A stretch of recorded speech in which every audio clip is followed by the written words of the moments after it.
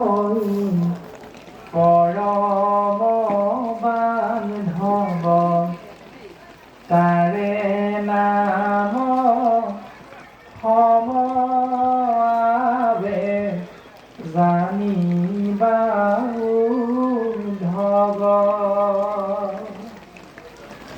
উদ্ধৱৰ আগত প্ৰকাশ কৰি দিলে, হেৰা উদ্ধৱ, এই বিশ্ব ব্ৰহ্মাণ্ডত মোৰ দ্বাৰা সৃষ্টি যিমানবিলাক দেৱ দেৱতা আছে তাৰ এটা সংখ্যা আছে, ৩৩ কোটি দেৱ দেৱতা, অৰ্থাৎ ৩৩ প্ৰকাৰৰ দেৱ দেৱতা।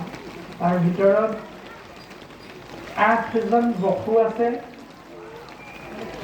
11জন ৰুদ্ৰ আছে, 12জন আদিত্য আছে আৰু 2জন দেৱতা অশ্বিনী আৰু কুমাৰ, সমান ৩৩ প্ৰকাৰৰ দেৱ দেৱতা।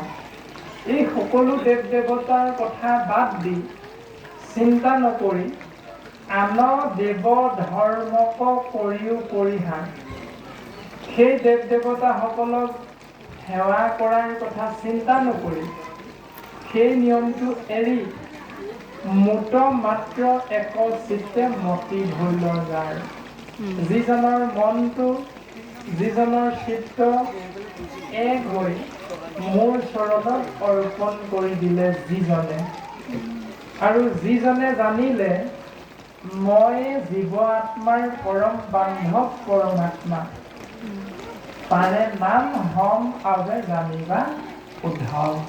তাৰ নামহে হম, তুমি মনত ৰাখিবা। এই গুণটো আমাৰ লগত আছেনে নাই, আমি ৰাখিবলৈ চেষ্টা কৰিছোঁ নে নাই? যদি কৰিছোঁ তেতিয়াহ'লে আমি ভাগৱত ধৰ্ম পালন কৰিছোঁ, আমাৰ মংগল হ'ব।